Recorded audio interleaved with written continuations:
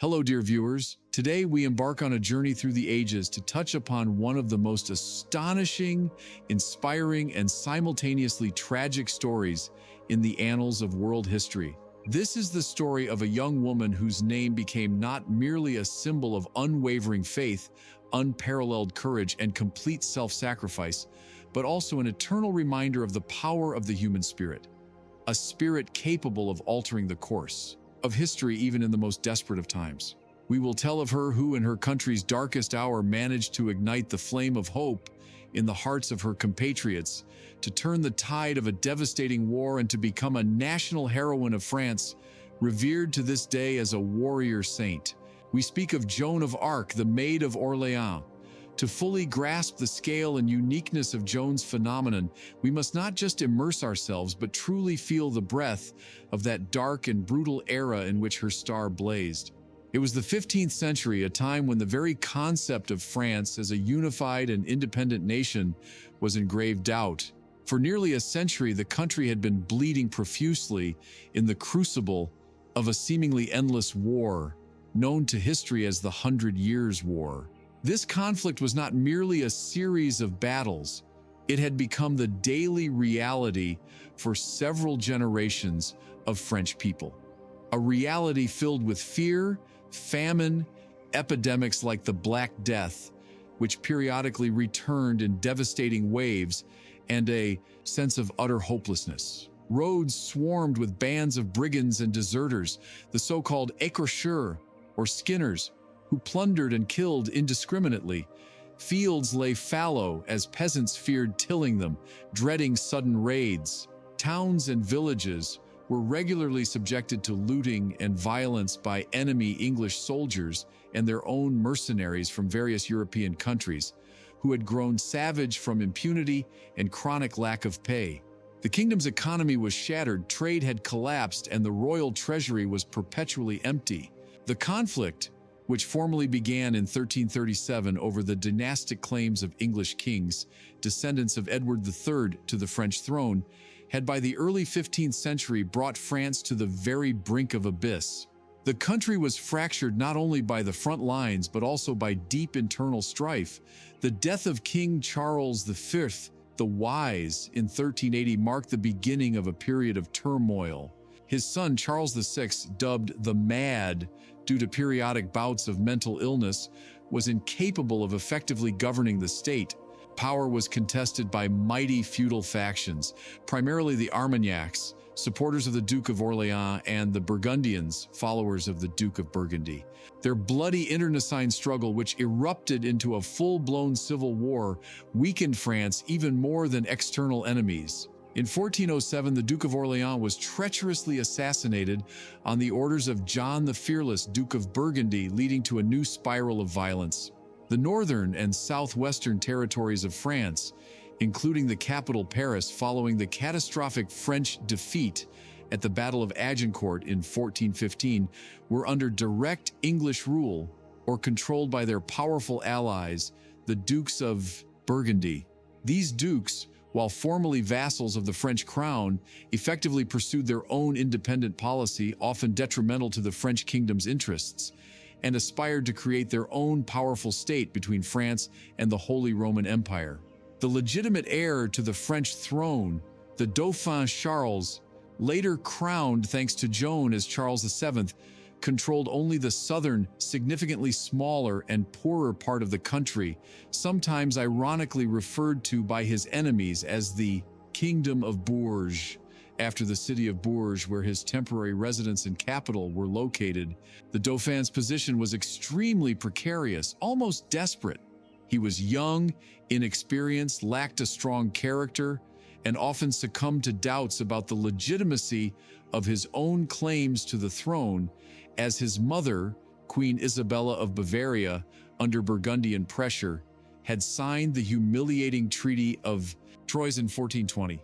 This treaty, concluded with King Henry V of England, effectively stripped Dauphin Charles of his rights to inherit the French crown, declaring Henry V himself and then his descendants from his marriage to the French Princess Catherine, the Dauphin's sister, as the heir. Thus, France was essentially being handed over to English dynastic rule. Following the sudden death of Henry V and the soon after demise of the mad Charles VI in 1422, the infant English King Henry VI, son of Henry V and Catherine of France, was proclaimed King of England and France. His uncle, the Duke of Bedford, became Regent of France in his name and vigorously continued the conquest of the country. Thus, France faced the threat of complete loss of its independence and dissolution into a unified Anglo-French monarchy. Hope, it seemed, had utterly abandoned the tormented French. Ruin, poverty, famine, epidemics, and an all-pervading fear of the future reigned everywhere.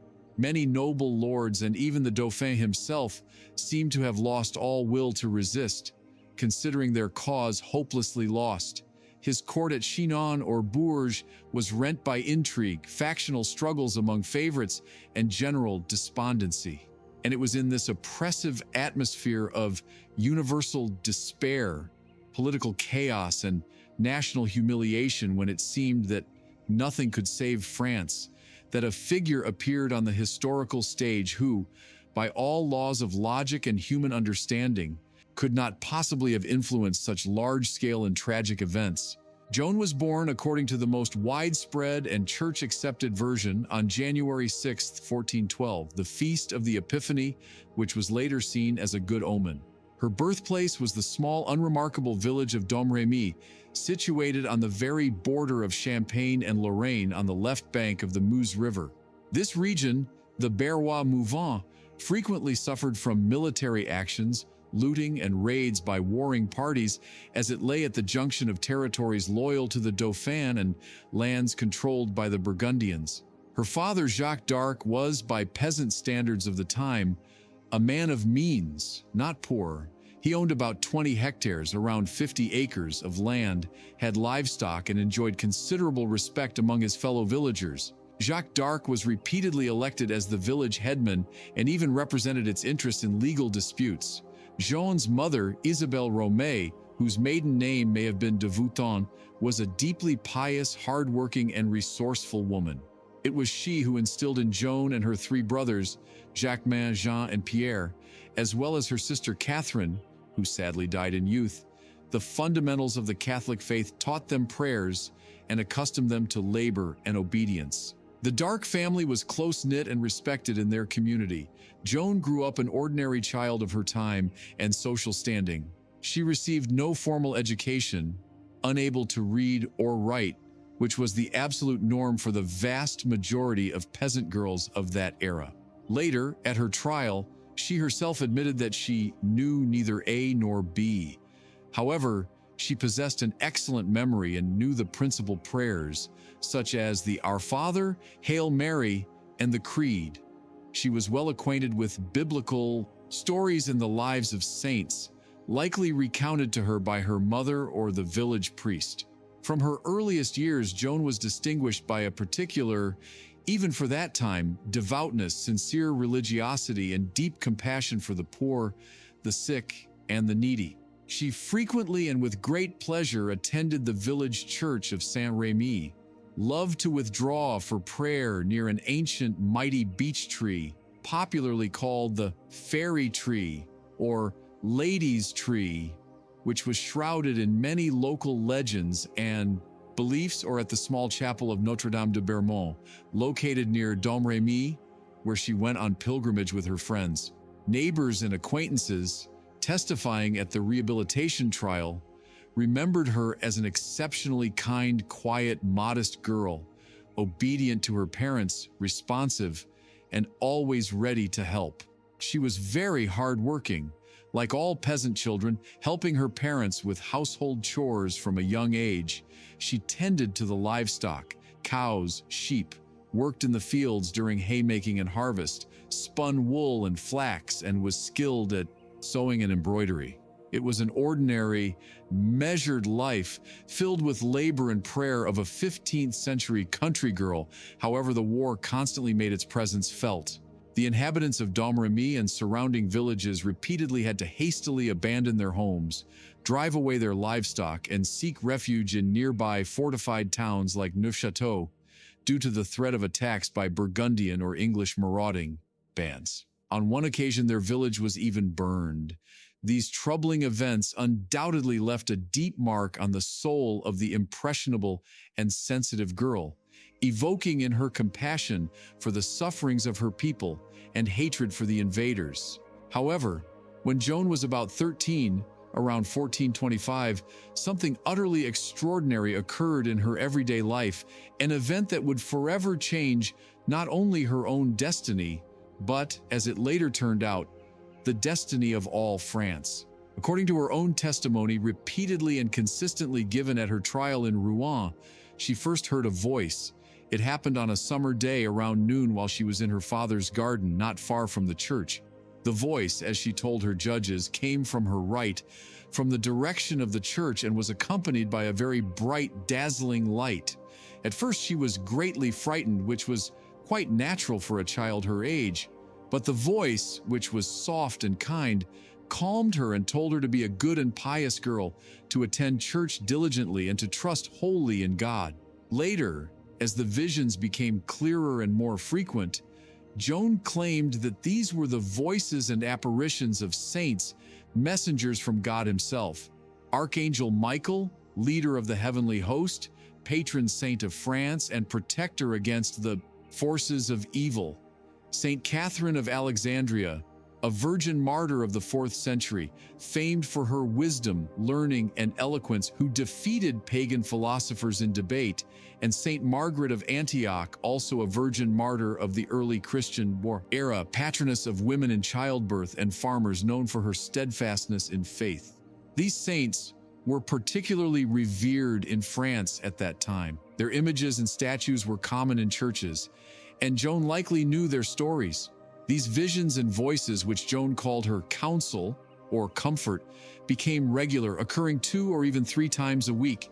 They instructed Joan in matters of faith and piety, comforted her in moments of doubt, fear, and despondency, and gradually, step by step, over several years, revealed to her her astonishing and almost unbelievable destiny. The saints told her that she, a simple, illiterate peasant girl from Domrémy, was chosen by God to perform a great and sacred mission, to save France from her enemies and restore the legitimate king to the throne. She was to accomplish 3 main deeds which seemed utterly impossible. First, to lift the siege of Orléans, a strategically vital city on the Loire River, which the English had been besieging for many months and whose fall would open a direct path for them to conquer the remaining French lands south of the Loire. Second, to lead the Dauphin Charles through dangerous, enemy-controlled territories to the ancient city of Reims, the sacred place where the coronation and anointing ceremony of French monarchs traditionally took place, which would give his authority full legitimacy in the eyes of the people and other European states. And third, to drive the English out of the entire Kingdom of France, restoring its integrity and independence. Imagine the state of a young girl, almost a child, upon whose fragile shoulders such an enormous, almost unbearable responsibility was laid. On one hand, divine revelation, a clearly formulated mission entrusted, as she unshakably believed, by the Almighty himself. On the other hand, the complete, glaring incongruity of her social status, her young age, her gender, and her insignificant, from a human perspective, capabilities for such a grandiose and seemingly utterly impossible task. She was merely a peasant, and a woman at that, in a society where a woman's role was strictly confined to the home, family cares, and religious observances. Warfare, politics, and state governance were considered exclusively male prerogatives. The very idea of a female warrior, clad in armor and leading armies, seemed absurd, ridiculous, if not blasphemous and diabolical to her contemporaries. But the voices were insistent, their commands became increasingly clear, specific, and demanding, and Joan's faith in the truth of her mission, in its divine origin, grew stronger with each day, with each new vision, overcoming all her natural fears and doubts. For several years, from about the age of 13 to 16 or 17, Joan kept her secret deep in her heart, sharing it perhaps only with her confessor, fearing ridicule, misunderstanding, and accusations of pride or madness from those around her, even her own parents. But as the military and political situation in France continued to deteriorate steadily, as the suffering of her people became more unbearable and evident, the voices became more insistent and imperative, giving her no peace. In October 1428, English troops under the command of the experienced general, the Earl of Salisbury, besieged Orléans. The siege of this key city, the key to the Loire, became a truly critical turning point in the war. Everyone understood that the fall of Orléans would mean the almost inevitable and final defeat of Dauphin Charles and the end of an independent France. It was then, as Joan recounted, that her voices began to demand immediate action from her with particular urgency. She understood that the time for doubt, hesitation, and waiting was irretrievably past, that the time to act had come, however incredible, impossible, and dangerous her mission might seem. In early 1429, when she was apparently 17, Joan made the final and fateful decision, and overcoming her parents' resistance, they wanted to marry her off, left her native village of Domrémy. This was an act of incredible courage, determination, and almost desperate faith for a young girl of that harsh era. She persuaded her maternal uncle, Durand Laxart, who was apparently a kind and sympathetic man, or was deeply struck by her unwavering conviction and tears, to take her to Vaucouleurs. This was the nearest town to Domrémy that remained loyal to Dauphin Charles, and it housed a small French garrison.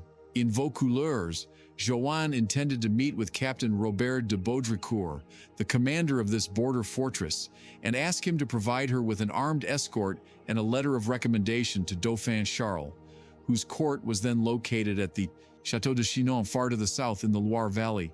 Her first attempt, undertaken, according to some sources, as early as May 1428, before the siege of Orléans began, when she went to Vaucouleurs with Durand Laxart, was completely unsuccessful.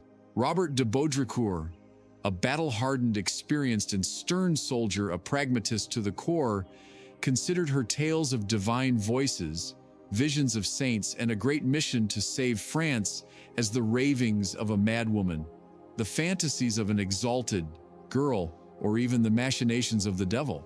He rudely ridiculed her and advised her uncle to give her a good thrashing and take her back to Domrémy to her parents, so they could knock this nonsense out of her. But Joan did not give up or despair. She returned to Vaucouleurs a few months later in January 1429, when the situation in Orléans had become critical. This time, she showed incredible persistence and stayed in the town, living with the hospitable Le Royer family. With her unwavering confidence, her deep and sincere piety, her modest and devout behavior, and her astonishingly accurate predictions. In particular, according to eyewitnesses, she predicted the crushing defeat of French troops in the so-called Battle of the Herrings near Rouvray, close to Orléans, which occurred on February 12, 1429, even before official news of this sad event reached Vaucouleurs. She gradually began to win the trust and sympathy of the local inhabitants, and then some influential figures in Baudricourt's own circle, including two young noblemen, Jean de Metz and Bertrand de Poulanger. Her reputation as a prophetess and a messenger of God grew with each passing day. Finally, after several months of persistent, almost daily requests reinforced by growing support from the townspeople, who saw her as their last hope, and even some soldiers of the garrison, and perhaps influenced by the increasingly desperate situation of besieged Orléans and the complete absence of any other real hopes for its salvation, Robert de Baudricourt, after long hesitation and deliberation, relented. He probably decided that in such a desperate situation, when all ordinary means were exhausted, he had nothing left to lose, and that this strange, obsessed girl might indeed be the last chance sent from above. He agreed to send Joan to the Dauphin. To ensure her safety on the long and extremely dangerous journey through territories controlled by the English and Burgundians, he ordered her to be supplied with men's clothing, a short tunic, hose-like trousers, chausses, and boots, and to have her hair cut short in the style of a soldier. He also gave her a small escort of 6 men, her loyal knights Jean de Metz and Bertrand de Poulanger, their servants, as well as a royal messenger, Collet de Vienne, and an archer. Baudricourt also, according to some accounts, provided her with a letter of recommendation to the Dauphin, though other sources suggest he merely gave an oral message. Before her departure, he made her swear that she would reach the king safely. The journey from Vaucouleurs to Chinon, where the Dauphin Charles's court and main residence were then located, was a long, grueling, and extremely perilous ordeal. It began around February 23, 1429, and lasted 11 days and nights. The small band had to cover a distance of about 500 kilometers, around 300 miles, crossing frozen rivers, dense forests, and open fields, through lands literally teeming with English and Burgundian patrols, robber bands, and deserters. For most of the journey, they were forced to travel at night, hiding during the day in forests or with sympathetic peasants to avoid encountering the enemy. Joan rode a horse like an experienced male warrior, wore men's clothing, slept under the open sky or in abandoned huts, and shared all the hardships, privations, and dangers of the difficult journey with her companions. Her incredible endurance, her fearlessness, her unwavering faith in the success of the enterprise, and her amazing composure in the face of mortal dangers astonished and impressed the experienced soldiers accompanying her. She constantly prayed and assured them that she was under divine protection and that they had nothing to fear as long as she was with them. Arriving at the Château de Chinon, majestically perched on a hill overlooking the Vienne River, in late February or early March 1429, Joan was not immediately admitted to the Dauphin. Charles, as mentioned, was a man of an extremely indecisive, suspicious nature, prone to bouts of melancholy and apathy, and easily influenced by others, especially his favorites. He was surrounded by numerous advisors, many of whom, particularly the powerful and avaricious Chancellor Georges de la Trémoille, regarded the tales of a peasant girl from Lorraine claiming to be sent by God to save France with extreme skepticism, mistrust, if not outright hostility. They feared she might be an impostor, a charlatan, a witch taught by enemies, or simply a tool in the hands of some court political faction seeking to gain influence over the Dauphin.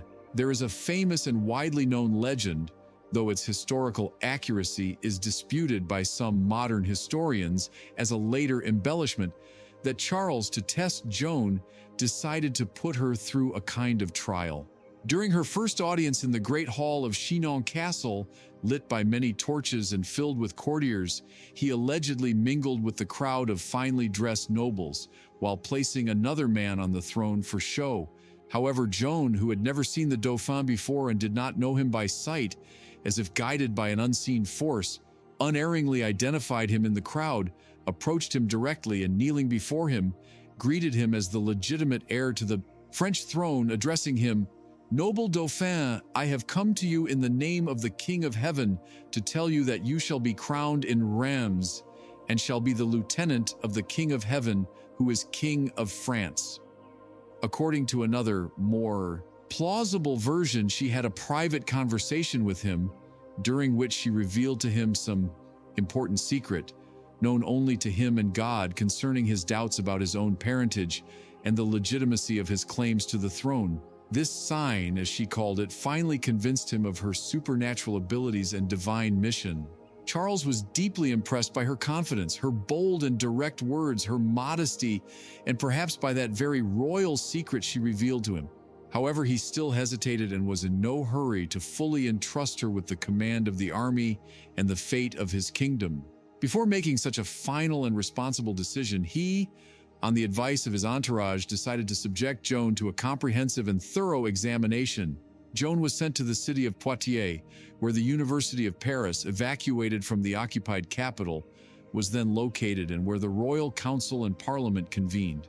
There, for 3 weeks, from March 11 to early April 1429, she was subjected to long, meticulous, and exhausting interrogations and examinations by the kingdom's most eminent theologians, doctors of canon and civil law, bishops, and learned men.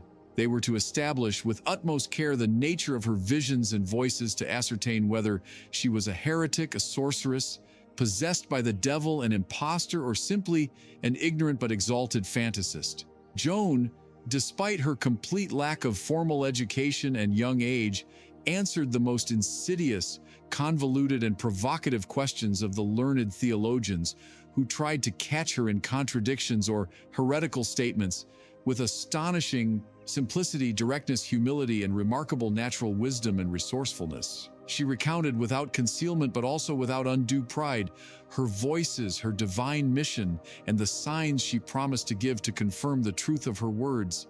Her sincerity, deep and genuine piety, her unwavering faith, and the common sense that shone through her answers made a profound and generally favorable impression on most members of the commission. In the end, the theologians of Poitiers, after long deliberations, found nothing reprehensible in her words and intentions, no heresy, witchcraft, or deceit, but only, as their official conclusion stated, humility, virginity, devotion, honesty, and simplicity. It was decided that the Dauphin, given the desperate situation of the kingdom, could accept her help and entrust her with troops, at least until she gave the promised sign, the lifting of the siege of Orléans. There is nothing in her but good, and considering the dire straits of the king and the kingdom, the king may accept her help, was their general opinion expressed by Renaud de Chartres, Archbishop of Reims. Concurrently with the theological examination in Poitiers, another, no less important investigation was conducted. Special royal envoys were sent to Domrémy and its surroundings to gather comprehensive information about Joan's life, behavior, reputation, and lifestyle. This investigation, carried out with great care, fully confirmed her impeccable morality, deep piety, diligence, and good name. None of her fellow villagers said a single bad word about her. Furthermore, at the insistence of some influential advisors to the Dauphin, notably his intelligent and active mother-in-law, Queen Yolande of Aragon, who apparently supported Joan from the beginning, a delicate examination of her virginity was conducted by a group of noblewomen and matrons from the court circle. In that era, virginity was considered an important sign of divine chosenness, purity of thought, and an indication that a person was not associated with the devil. According to common beliefs, the devil could not make a pact with a virgin. This examination also yielded a positive result, which further strengthened trust in Joan. Having received a generally favorable conclusion from the authoritative theologians of Poitiers, convinced of her sincerity, purity of intentions, and impeccable reputation, and perhaps partly under the pressure of growing public opinion, which was increasingly leaning in favor of the Maid, seeing her as the last hope for salvation, Dauphin Charles finally made up his mind. He believed Joan, or at least decided to use her as a last desperate chance in an almost lost war.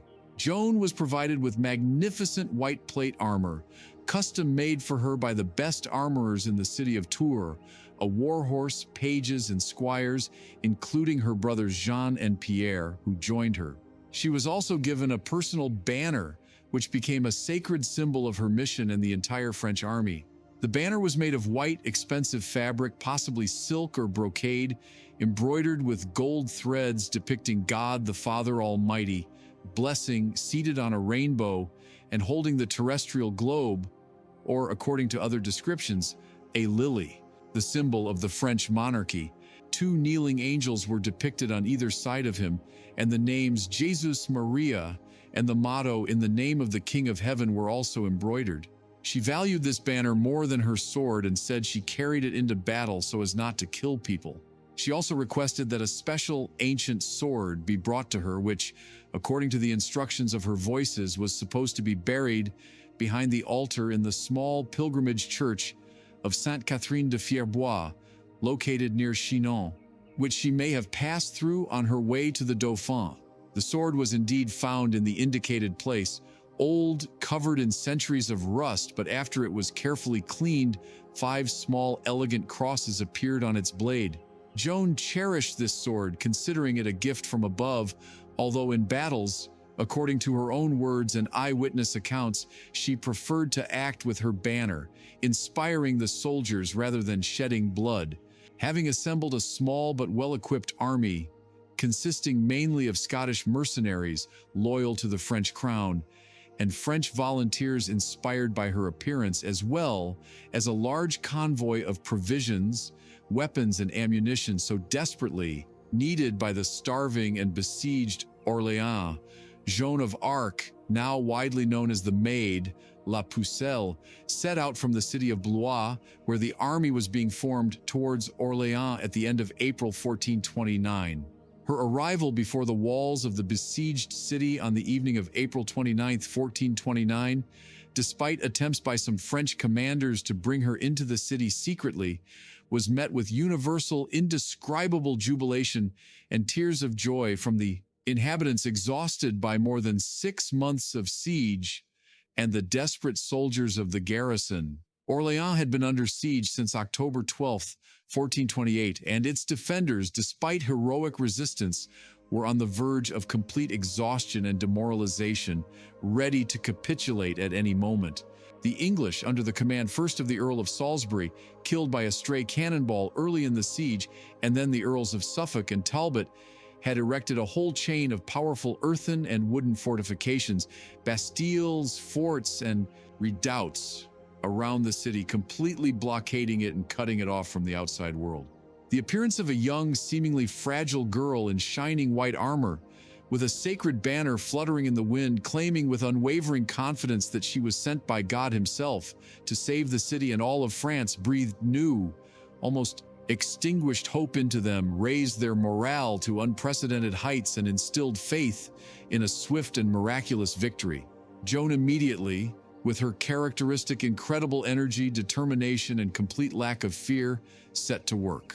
She was not an experienced commander in the traditional academic sense of the word. She had not studied Vigesius's works on military tactics and strategy as professional military leaders did.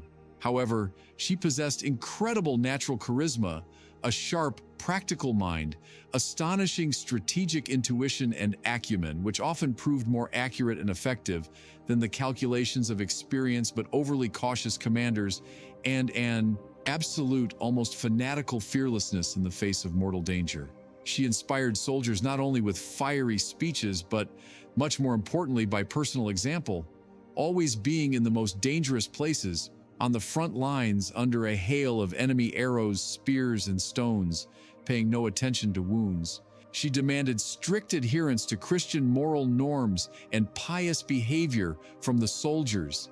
She categorically forbade looting of the civilian population, gambling, drunkenness, and especially profanity, which she hated. She expelled all prostitutes and women of ill repute who followed the army from the military camp.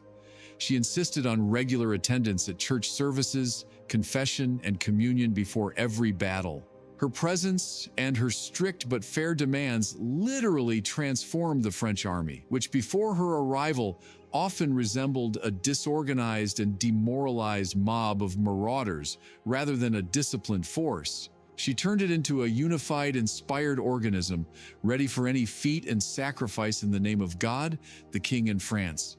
Many experienced French commanders, such as Jean de Dunois, known as the Bastard of Orléans, illegitimate son of Duke Louis of Orléans, murdered by the Burgundians, who effectively commanded the city's defense, and famed captains like Etienne de Vignol, nicknamed La Hire, Wrath, Gilles de Rais, future Marshal of France, later infamous for his crimes, Poton de Xaintrailles, and others initially treated her and her claims to military leadership with great distrust, skepticism, and even some irritation, considering her interference in purely male military affairs inappropriate and even dangerous. However, they were very soon literally astounded and won over by her extraordinary courage, her tactical insight, her amazing ability to inspire and lead soldiers, and, most importantly, her incredible, almost supernatural luck in all endeavors, which they, men of their time,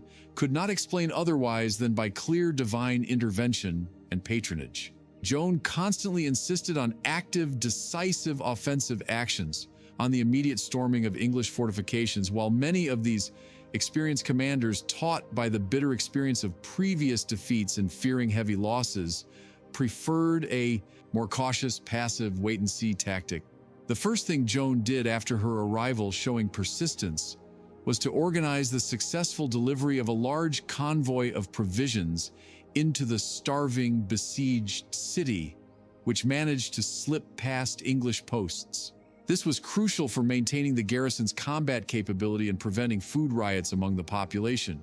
Then, against the advice and hesitation of some commanders, she led the French troops to assault the chain of English bastilles that encircled Orléans. On May 4, 1429, after a short but fierce and bloody battle, the Bastille of Saint-Lô, located east of the city on the right bank of the Loire, was taken by storm.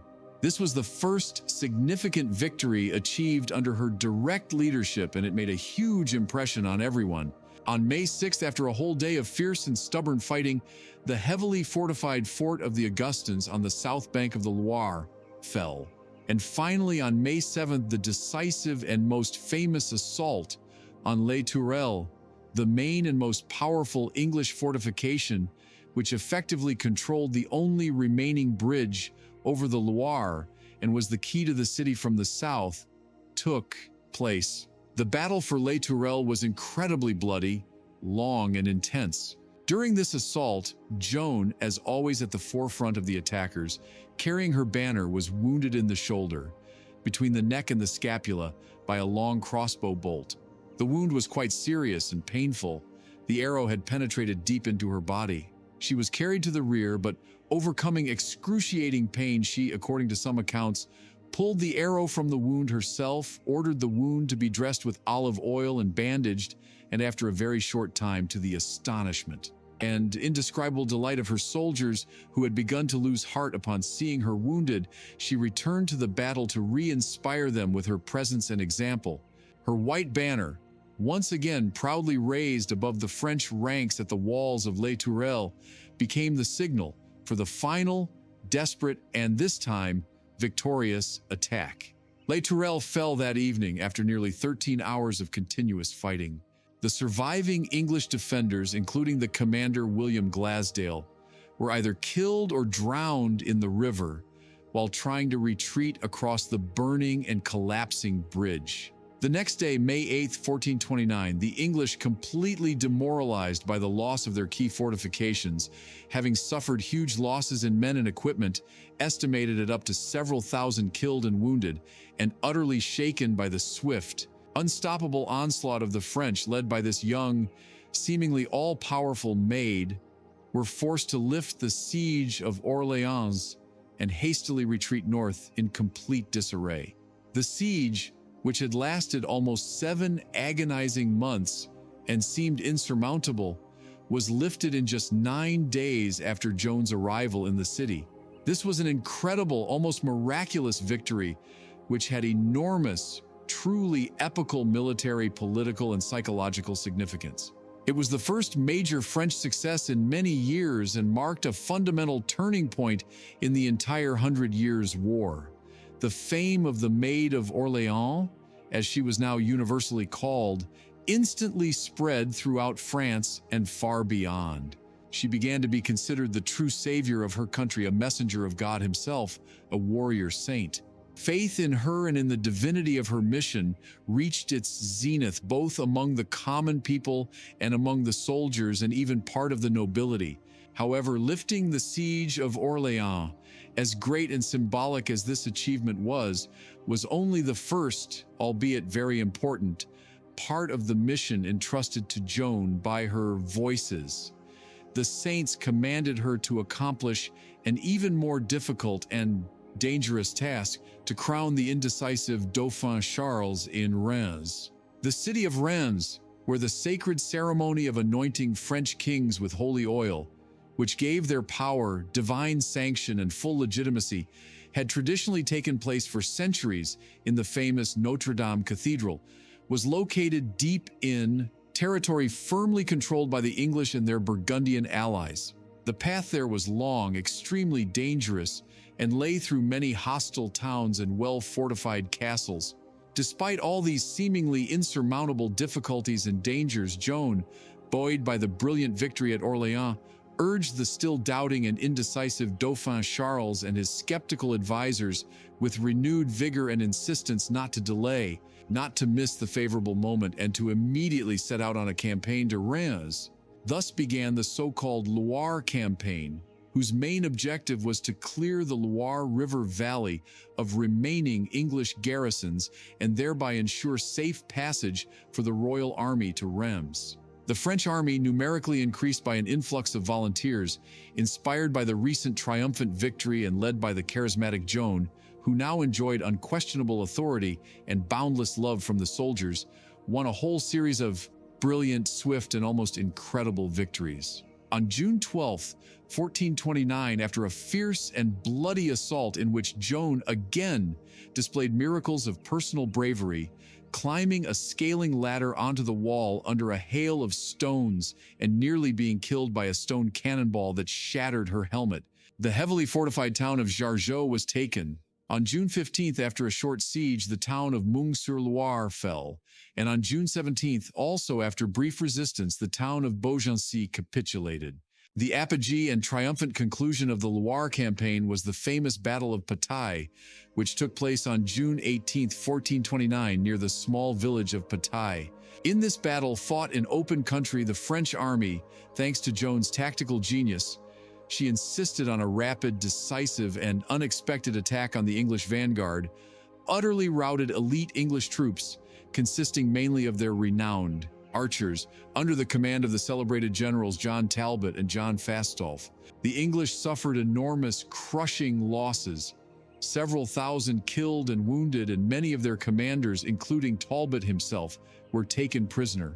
The victory at Patay was as stunning and significant as the lifting of the siege of Orléans.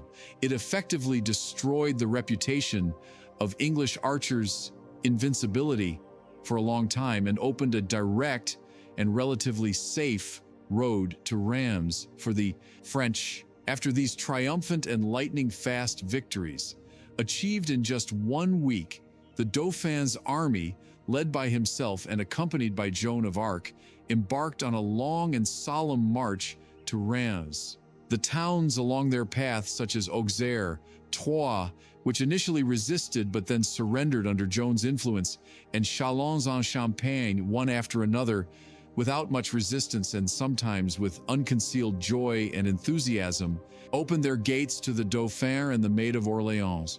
Resistance was minimal, as Joan's fame, her reputation as a messenger of God, and the fear of her miraculous and invincible army preceded their advance. On July 16, 1429, Dauphin Charles and Joan of Arc, at the head of their jubilant army, triumphantly entered the ancient city of Reims amidst the ecstatic cheers and blessings of huge crowds. And on the very next day, Sunday, July 17th, in the magnificent and ancient Reims Cathedral of Notre Dame, the long-awaited, lavish, and extremely important ceremony for the fate of France, the coronation and anointing of Dauphin Charles, who henceforth became the legitimate King of France, Charles VII, took place. During this solemn and moving ceremony, Joan of Arc, in full battle attire, with her unfurled white banner in hand, stood beside the king at the very altar as an honorary guard and a symbol of divine blessing. Her main mission, as she herself believed and repeatedly stated, was finally successfully accomplished. France had gained its legitimate, divinely anointed monarch, which had immense, invaluable symbolic, political, and moral significance. This event significantly strengthened Charles VII's legitimacy in the eyes of his own subjects and all European powers, and dealt a devastating moral and political blow to English claims to the French throne. After the coronation in Reims, which became the pinnacle of her fame and success, Joan of Arc, according to her own later words at her trial, believed that the main part of her divine mission was complete. According to some accounts, she asked the king to let her return home to her native village of Domrémy, to her parents, to once again, as before, engage in familiar and peaceful peasant labor, tend livestock, and pray to God. However, Charles VII and his closest court circle, seeing her incredible, phenomenal popularity among the people and her immense, almost magical influence on the army's morale, strongly persuaded her to stay and continue the fight for the complete liberation of all French territory from English invaders. Thus began a new, more complex, contradictory, and ultimately tragic stage of her short but dazzlingly bright life. This subsequent phase of her activity was overshadowed by growing and increasingly fierce political intrigues at the royal court, the inconsistency, indecisiveness, and often outright passivity of the king himself, who increasingly leaned towards conducting behind-the-scenes diplomatic negotiations and concluding compromise agreements with the powerful Duke of Burgundy, as well as the hidden and sometimes open distrust, envy, and even hostility from some high-ranking and influential military commanders and court advisors such as Chancellor Georges de la Trémoille, who feared her excessively growing influence, her independent behavior, and her directness. Joan, remaining true to her voices and her ultimate goal, sought the swiftest and complete expulsion of the English from all French territory and persistently demanded from the king an immediate and decisive march on Paris, the kingdom's capital, which was still under the control of the English and their Burgundian allies. However, the king and most of his advisors, fearing risk and preferring a slower and more cautious strategy that combined limited military actions with lengthy and often fruitless diplomatic negotiations, especially with Duke Philip the Good of Burgundy, whom they vainly hoped to win over to their side and thereby split and weaken the powerful Anglo-Burgundian alliance, were in no hurry with this enterprise. In early September 1429, after long hesitations and delays and only under pressure from Joan and public opinion, an attempt was made to storm Paris. However, this attack was poorly prepared. The king did not provide the besiegers with adequate and timely support, and it ended in complete failure after several days of fierce fighting. During the attack on the heavily fortified Porte Saint-Honoré on September 8th, Joan, as always at the forefront of the attackers and inspiring the soldiers by her example, was seriously wounded in the thigh by a crossbow bolt. Despite the severe wound and loss of blood, she courageously urged her soldiers to continue the assault, but the king, succumbing to the persuasion of his cautious advisors and perhaps fearing too great an increase in Joan's popularity and influence in case of success, ordered the troops to retreat. This was Joan's first serious military setback, and she took it very hard, considering it the result of betrayal and the king's indecisiveness. This failure also somewhat undermined her authority and the belief in her infallibility and divine patronage among some courtiers and military leaders. The winter of 1429-1430 and the spring of 1430 passed in a series of local, not overly significant skirmishes, sieges of small fortresses, and military operations in the Loire River region and the Île-de-France, which, however, did not bring the French side any decisive successes or territorial gains. Joan's influence at the royal court gradually but steadily weakened. The king increasingly listened to the advice of supporters of peace negotiations and even concluded several temporary and very unreliable truces with the Duke of Burgundy, which Joan rightly considered a great mistake and even betrayal, as they gave the English and Burgundians much-needed respite to strengthen their positions, regroup their forces, and bring in reinforcements from England. She felt she was being deceived, that her mission was far from over, and that time was running out.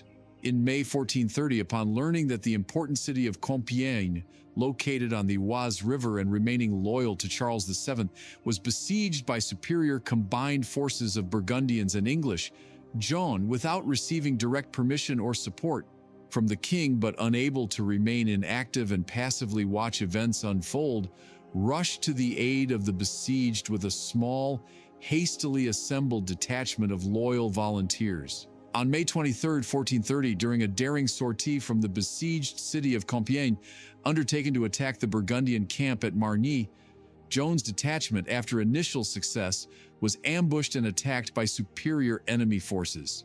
During the retreat to the city gates, which according to one version were prematurely and treacherously closed on the orders of the city's commander, Guillaume de Flavy, possibly due to fears that the enemy would break into the city, or due to personal dislike and envy of Joan, although there is no direct evidence of betrayal, Joan, bravely covering the retreat of her soldiers and fighting in the rearguard, was cut off from the main forces, surrounded, pulled from her horse, and taken prisoner by Burgundian soldiers, warriors of Lionel, bastard of Vendôme, who in turn was a vassal of the powerful Jean II of Luxembourg, Count of Ligny, an ally of the English. Thus, tragically yet heroically, ended the military career of the Maid of Orléans.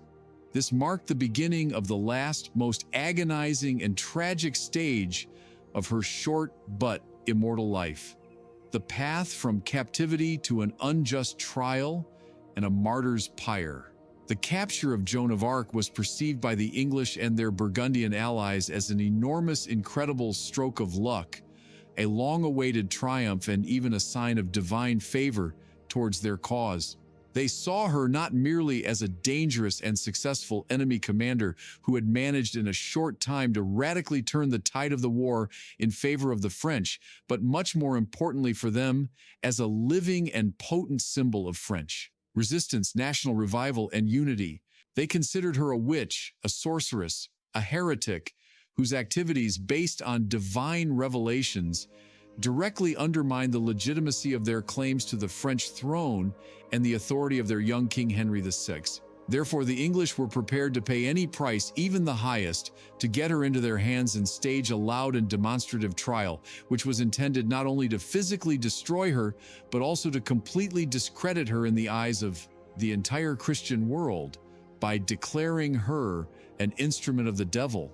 King Charles VII of France, who unequivocally owed his crown, the salvation of his kingdom from complete collapse, and the very possibility of continuing the fight for its liberation to Joan, however sad, shameful, and paradoxical it may be, made virtually no serious, decisive, or effective efforts to ransom her from captivity, organize her escape, or liberate her by force.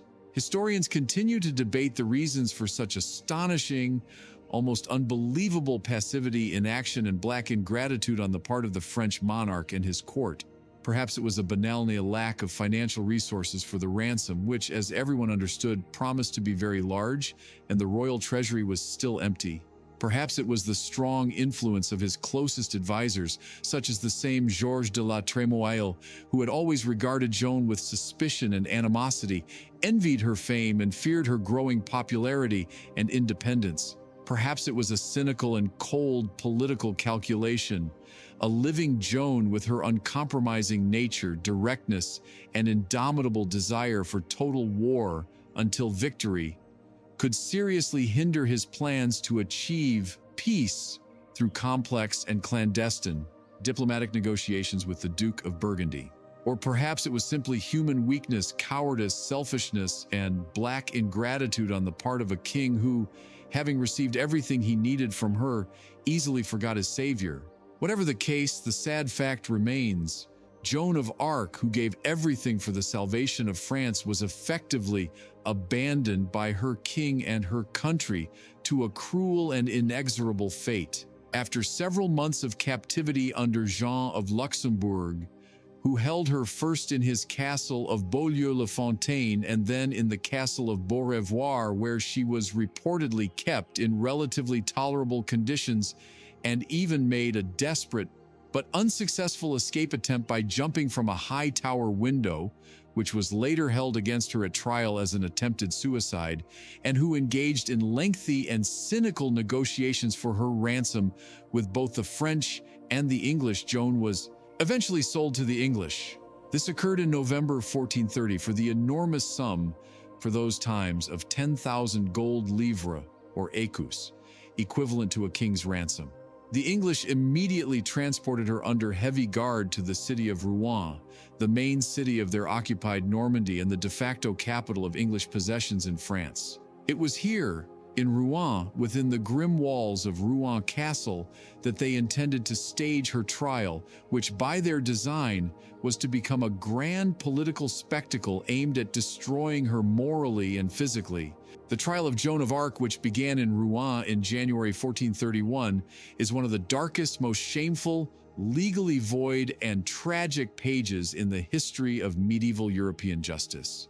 It was entirely initiated, organized, and generously financed by the English occupying authorities, but formally, to give it an appearance of legality, objectivity, and impartiality, it was conducted by an ecclesiastical tribunal composed of French clergymen loyal to the English. The president of this inquisitorial tribunal was Pierre Cauchon, Bishop of Beauvais, who had been expelled from his diocese by supporters of Charles VII and was a staunch and consistent adherent of the English, seeking at all costs to earn their favor, regain his lost positions, and obtain the archbishopric of Rouen. The composition of the court, numbering over 120 people at various stages, was also carefully selected. It included numerous theologians, doctors of canon and civil law, abbots and canons, mostly representing the University of Paris, the Sorbonne, which at that time was under the complete control of the English and Burgundians and held a sharply hostile position towards Charles II and his supporters, as well as representatives of the Norman clergy, also mostly loyal to the English authorities. The preliminary investigation into Joan's case began on January 9, 1431, and the public sessions of the court on February 21st of the same year. This entire agonizing process, consisting of numerous interrogations, admonitions, and threats, lasted for several months until the end of May. Joan was kept in inhuman, terrible conditions, in a damp and dark cell in Rouen Castle, in an iron cage, at least initially, chained day and night in heavy iron fetters, shackled to a log, under the round-the-clock and crude guard of 5 common English soldiers who, according to some accounts, constantly mocked her, insulted her, and even attempted to assault her. She was denied basic rights afforded to any accused, even under the harsh laws of the time, including the right to a lawyer and legal counsel. She was not allowed to sleep properly and was constantly intimidated and tormented. The main, predetermined, and undisguised goal of this process was not to establish objective truth or justice, but the complete moral annihilation and comprehensive discrediting of Joan of Arc's person and mission, and through her to inflict irreparable damage on the reputation and legitimacy of King Charles VII, whom she had in essence brought to the crown. If Joan could be officially declared a heretic, witch, sorceress, or possessed by the devil, then all her victories would automatically be declared the result of diabolical intervention, and the coronation of Charles VII, performed with her help, would lose all legitimacy and sacred character in the eyes of the entire Christian world. This would have been a most powerful and perhaps fatal blow to the cause of national liberation and unity of France. Joan was faced with numerous varied and often contradictory accusations, which were eventually condensed into 70 articles, and then, for greater persuasiveness and simplicity, into 12 main, most serious charges. Among them were such terrible crimes for those times as witchcraft, idolatry, communication with the devil and evil spirits. Her voices and visions of saints were declared diabolical suggestions and hallucinations, blasphemy, various forms of heresy, wearing men's clothing, which was considered a serious violation of divine ordinance, ecclesiastical canons, and an abomination unto the Lord, disobedience to the authority of the church militant, as she claimed her voices came directly from God and the saints, bypassing the established church hierarchy, and that in her actions she obeyed only God, not the earthly church, as well as false prophecy, deceiving the people, and even attempted suicide, referring to her desperate leap from the tower window of Beaurevoir Castle, which she made to avoid being handed over to the English. Throughout numerous lengthy and exhausting public and private interrogations, conducted with particular sophistication and cruelty by experienced and ruthless inquisitors and theologians such as Jean Beaupère, Jean de La Fontaine, Jacques de Tourelles, and others, the 19-year-old illiterate peasant girl, endowed with a sharp natural intellect and strong character, deprived of any legal and moral support and assistance, stood alone against an entire army of learned men. She demonstrated astonishing, almost superhuman courage, incredible spiritual fortitude, remarkable resourcefulness, a keen mind, and a deep, sincere, unwavering faith in her righteousness and the divinity of her mission. She steadfastly, consistently, and surprisingly skillfully defended herself, parrying the most insidious, convoluted, provocative, and theologically complex questions from the learned judges, who constantly tried to catch her in contradictions, confuse her, extract a confession of heresy, or force her to renounce her beliefs and her voices with amazing simplicity, sincerity, logic, and at times even humor.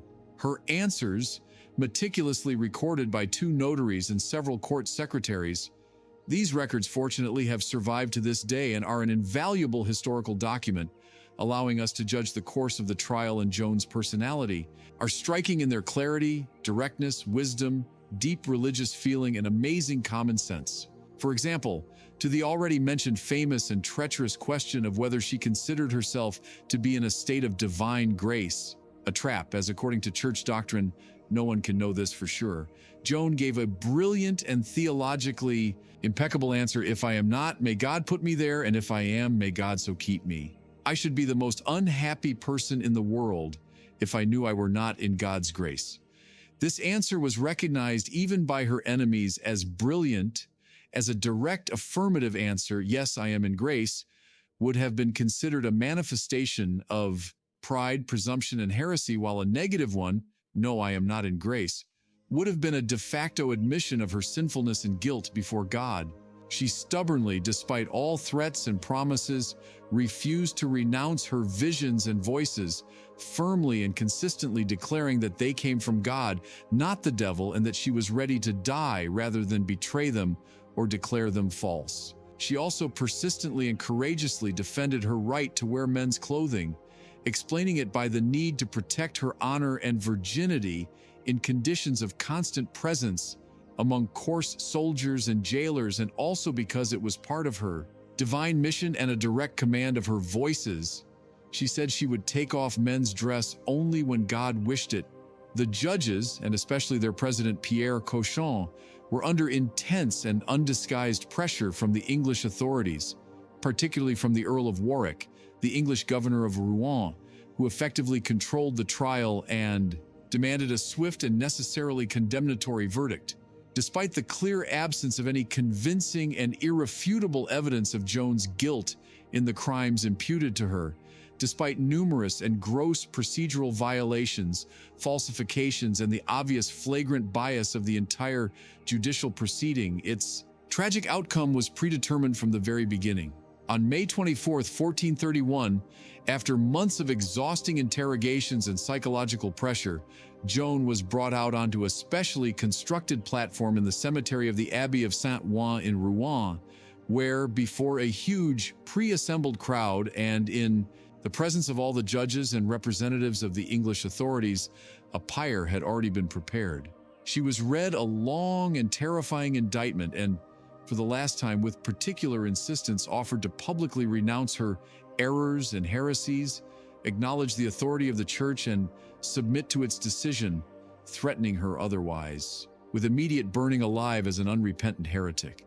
At this critical, tragic moment, standing on the brink of the grave, facing an imminent, terrible, and agonizing death at the stake, exhausted to the limit by months of brutal imprisonment, torture by sleep deprivation, constant threats, insults, and grueling interrogations, Joan apparently faltered for a moment. Her physical and moral strength was at its end. She was given a pre-prepared text of abjuration to sign, or rather to mark with a cross, as she was illiterate, which some sources claim she could not independently read or fully understand. It was likely explained to her in general and vague terms that if she signed this document, her life would be spared. She would be excommunicated, but then pardoned and transferred to an ecclesiastical prison where conditions would be significantly better, and she could finally wear women's clothing and regularly receive Holy Communion. Succumbing perhaps to a momentary weakness, a natural human fear of fire, and also to the false and hypocritical promises of the judges, Joan, after long hesitation and tears, put her cross under the act of abjuration. However, according to some eyewitness accounts and later historical research, the text of the abjuration that was read to her publicly, and which she signed was significantly shorter and milder in content than the one that was then officially and secretly entered into the court records, which contained a full and unconditional admission of all charges against her, including consorting with the devil. But this was only a temporary and deceptive respite, and possibly a pre-planned, insidious, and cruel trap by her ruthless judges who needed not her repentance, but her death as a relapsed heretic. Contrary to the promises made to her, Joan was not transferred to an ecclesiastical prison, but was returned under heavy guard to her former grim cell in Rouen Castle, to the same coarse English guards. A few days later, on May 27 or 28, it became known that Joan had once again put on men's clothing, which, according to some accounts, had been thrown to her or left in her cell by her jailers. The reasons for this act are not entirely clear and are a subject of sharp debate among historians. According to one version, her women's dress was forcibly taken from her by the guards, or she was forced to change due to their harassment.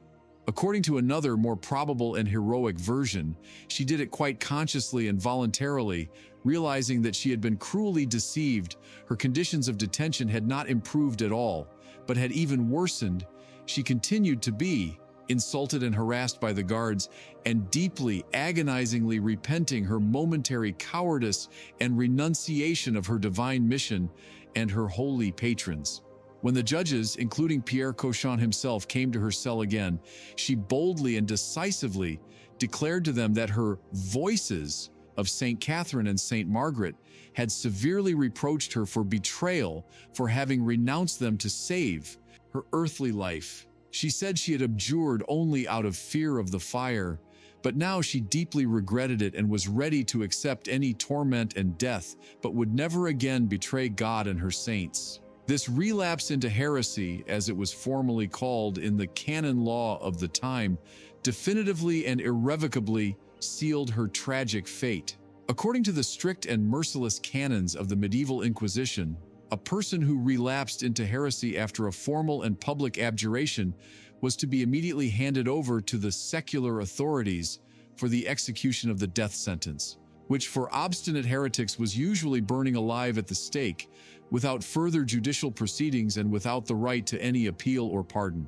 On May 29, 1431, the ecclesiastical tribunal, presided over by Bishop Pierre Cauchon, convened for the last time and delivered its final and irrevocable verdict. Joan of Arc, a native of Domrémy, was found guilty of relapsed heresy, apostasy, and idolatry, excommunicated from the church as a rotten member, and handed over to the secular justice for due punishment. Early in the morning on Wednesday, May 30th, 1431, Joan of Arc was taken from her prison cell in Rouen Castle, and in a cart under a heavy escort of English soldiers, driven to the old market square, Vieux Marché, in Rouen, where a high, terrifying pyre had already been erected and a huge multi-thousand crowd had gathered, townspeople, nobility, clergy, soldiers, commoners. She was dressed in a long, coarse penitential shift and a shameful paper cap in the shape of a mitre, with blasphemous inscriptions in 4 languages. Heretic, relapsed, apostate, idolater, was placed on her shortly cropped head. Before being led to the place of execution, she was, at her request, given the opportunity to make her final confession and receive Holy Communion, which was administered by a sympathetic Dominican friar, Martin Ladvenu. Then she was led to a high wooden stake made of dry firewood and logs and firmly tied with chains. At her last tearful request, a small wooden cross was brought to her from the nearby church of Saint-Sauveur, which she pressed to her breast and kissed while being tied.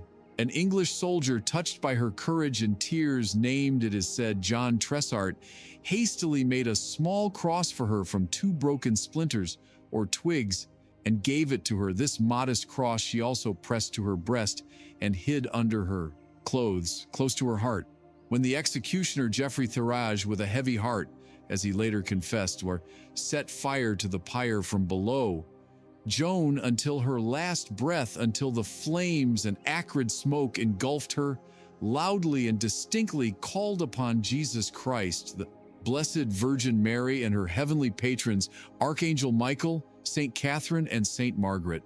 According to numerous eyewitness accounts, her last words, which she repeated again and again until she suffocated in the smoke or the flames cut off her voice, were, "Jesus, Jesus, Jesus." Her heart, according to legend, did not burn in the fire and was thrown into the Seine along with her ashes. She was only 19 years old. To definitively dispel any possible rumors of her miraculous escape or substitution, which nevertheless later arose, and to destroy any possibility of a popular cult of her remains as holy relics, the English authorities gave strict orders to the executioner after Joan's body was completely charred and burned to rake the embers and show it to the crowd so that all could see her death with their own eyes. Then the pyre was rekindled with new force, and her body was burned to ashes to a mere handful of dust and bones. All of Joan of Arc's ashes, by order of the English, were carefully collected and scattered over the River Seine from the Matilda Bridge so that no trace of her would remain on French soil, so that her memory would be erased forever. The execution of Joan of Arc seemed to put a final, bold, full stop to her amazing yet so short and tragic story. The English and their Burgundian allies openly triumphed, believing they had not only rid themselves of a dangerous and hated enemy, but had also permanently discredited the cause of Charles VII and broken the spirit of French resistance. However, they had deeply, fatally miscalculated. Joan's death at the stake did not break the spirit of the French people.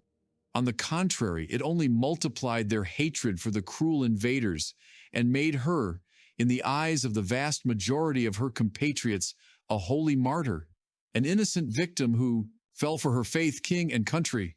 Her heroic life and tragic martyred sacrifice inspired the French army and the entire nation to continue the war of liberation with new, tripled strength, determination, and fury. Her name became a sacred banner in the struggle for the independence and unity of France. Gradually but inexorably, military fortune began to lean more and more in favor of Charles VII. In 1435, he succeeded in concluding the extremely important and advantageous Treaty of Arras with the powerful Duke Philip the Good of Burgundy, who, finally realizing the futility and danger of further alliance with a weakened and losing England, and under pressure from his subjects who desired peace, broke his alliance with the English and switched to the French side, recognizing Charles VII as the legitimate king. This was a decisive diplomatic and strategic blow to English positions in France, depriving them of their main and strongest ally on the continent.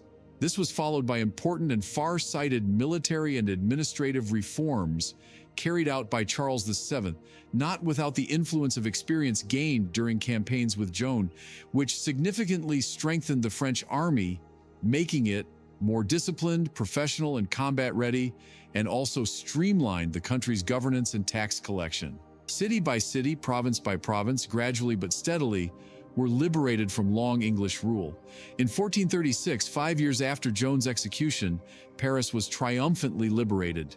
In 1453, after the decisive and crushing French victory at the Battle of Castillon in Gascony, where the English army was completely routed and its commander, the famous John Talbot, the same one captured at Patay, was killed, the 100 Years' War effectively ended with a complete and final victory for France.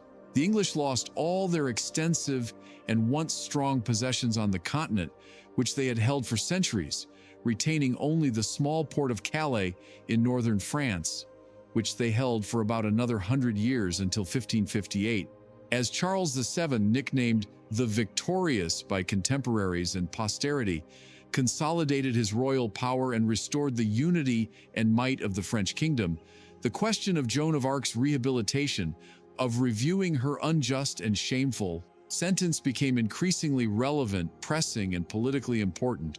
The King of France, whose power was now indisputable, owed his crown, the salvation of his kingdom from complete collapse, and the very possibility of continuing the fight for its liberation, to a girl who had been officially condemned and burned as a heretic, witch, and sorceress.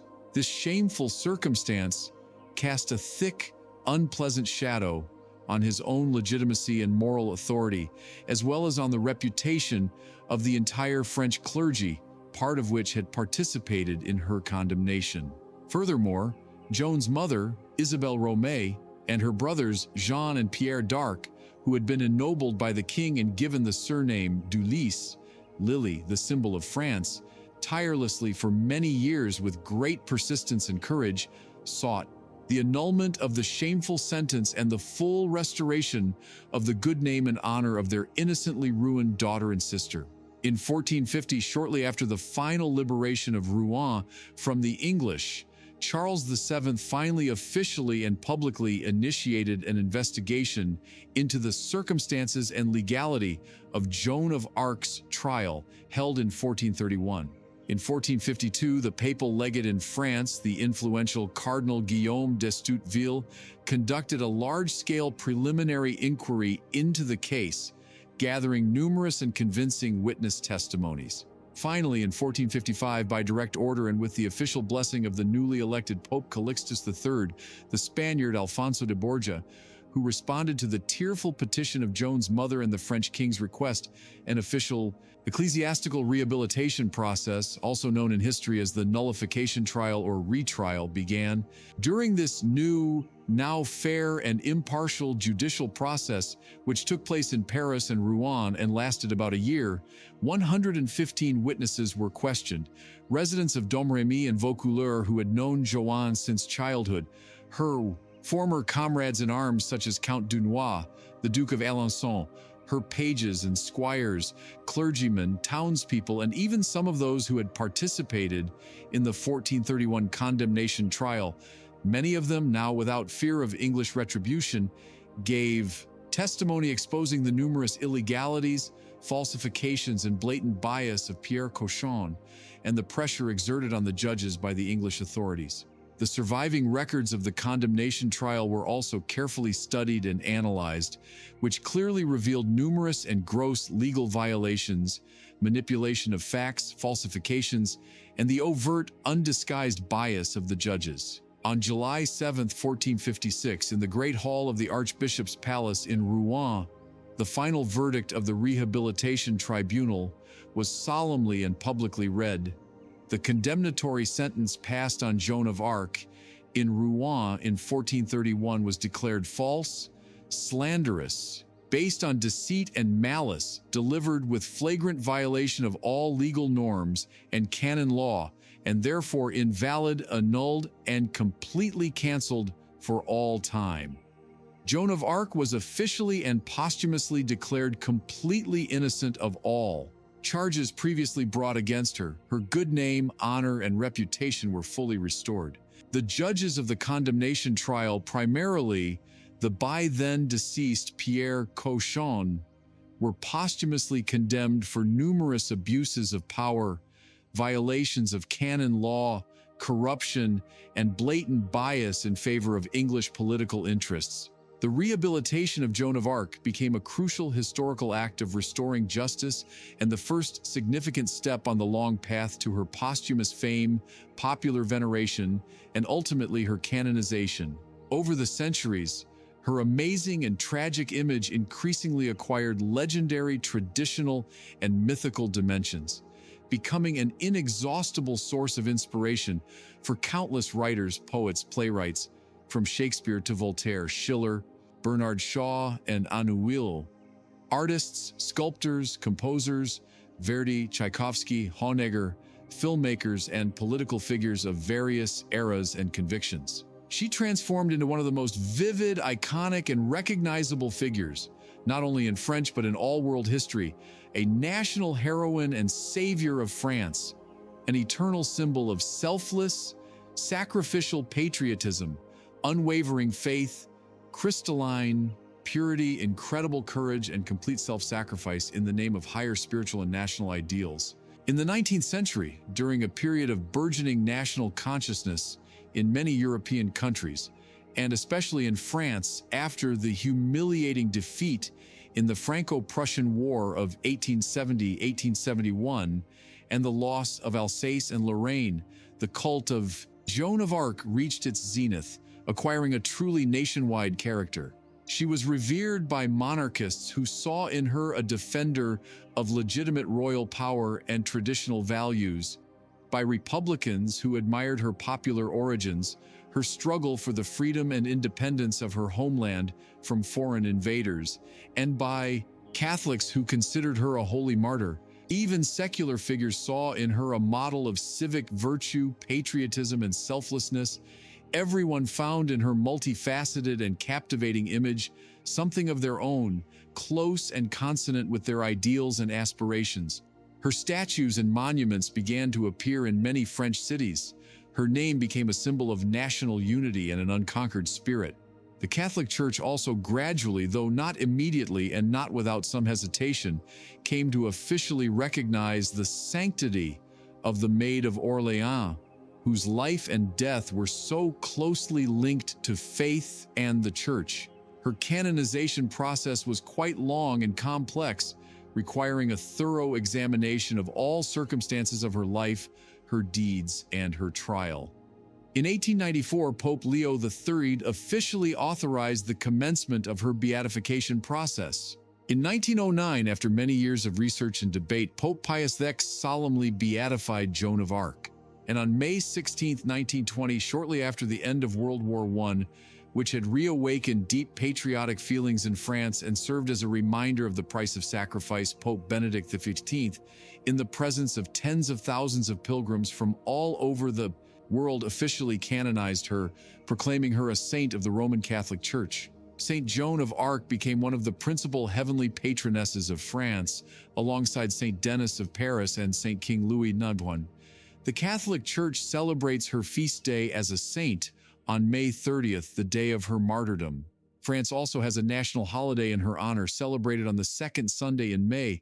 So who truly was this amazing and enigmatic young woman, Joan of Arc, whose image to this day evokes so much debate, admiration, and bewilderment? Was she a simple, illiterate, but exceptionally gifted peasant girl endowed with extraordinary willpower, unshakable faith, natural charisma, and the gift of persuasion? Or was she indeed a chosen one of heaven, an instrument in the hands of divine providence sent to save her beloved country at the most critical and desperate moment of its centuries-long history? Was she a brilliant, self-taught military genius, possessing an intuitive understanding of tactics and strategy, who managed to ignite the hearts of soldiers and turn the tide of one of the longest and bloodiest wars in medieval European history? Or was she merely a tragic, innocent victim of cruel and cynical political intrigues, medieval religious fanaticism, superstitions, and male chauvinism that could not accept and understand her uniqueness? Historians, theologians, psychologists, writers, and simply inquisitive people continue to ardently debate the nature of her mysterious voices and visions, which were the root cause and driving force of all her actions. Were they truly divine revelations, as she herself sincerely and unshakably believed until her last breath? Or were they merely vivid manifestations of some special, altered state of consciousness, perhaps religious exaltation, characteristic of her era, or even auditory and visual hallucinations caused by deep, passionate religiosity, an impressionable nature, and the intense stress from the horrors and sufferings brought by war? Or, as some of the most radical skeptics and conspiracy theorists suggest, was it a well-thought-out and skillfully enacted mystification behind which stood certain influential political forces at the Dauphin's court, using her for their own purposes?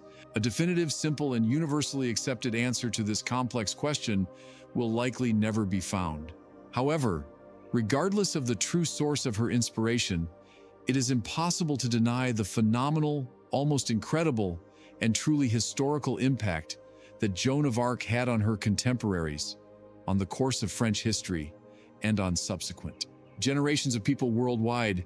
She appeared on the historical stage at the very moment when France seemed to be on the verge of complete and final collapse, when despair, apathy, and despondency had gripped almost all strata of society.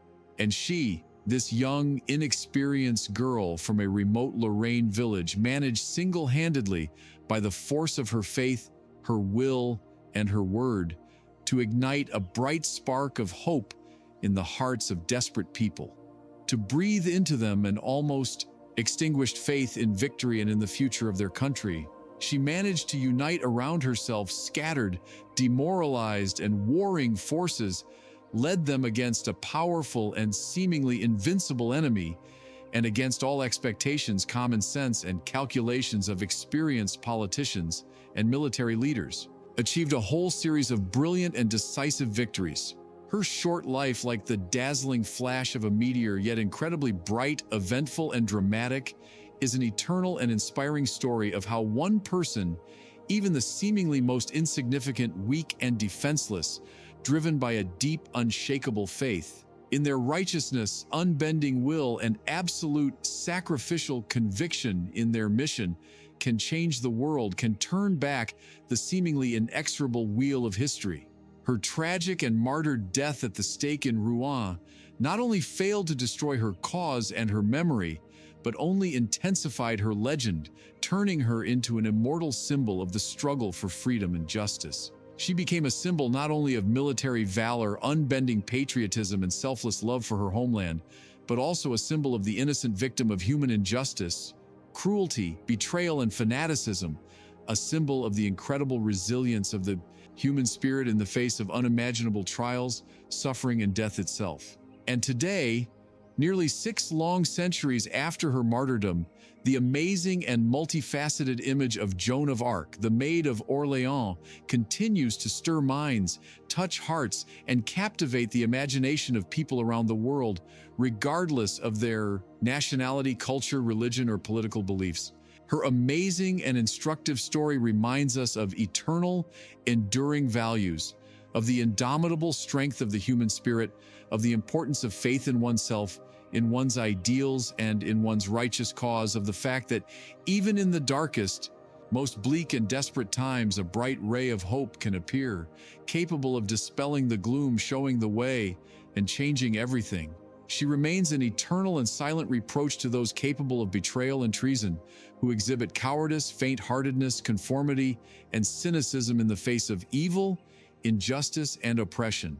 And at the same time, she remains an eternal and inexhaustible source of inspiration, courage, and strength for those who are ready to selflessly, devotedly, and to the end fight for truth, for justice, for freedom, for their homeland, and for their high ideals. Joan of Arc, the Maid of Orléans, warrior saint, national heroine, and savior of France. Her name is forever in golden, indelible letters, inscribed in the immortal annals of world history, and her bright, heroic, and tragic image will continue to shine and inspire humanity through the ages. Thank you for your attention, dear viewers. I hope our story today has helped you to better know and more deeply understand this amazing, complex, and truly unique historical figure and her challenging era. Subscribe to our channel so you don't miss new fascinating journeys into the world of history. Give us a like if this video seemed interesting, informative, and moving, and please share it with your friends and family. Until we meet again in the boundless and captivating world of the past.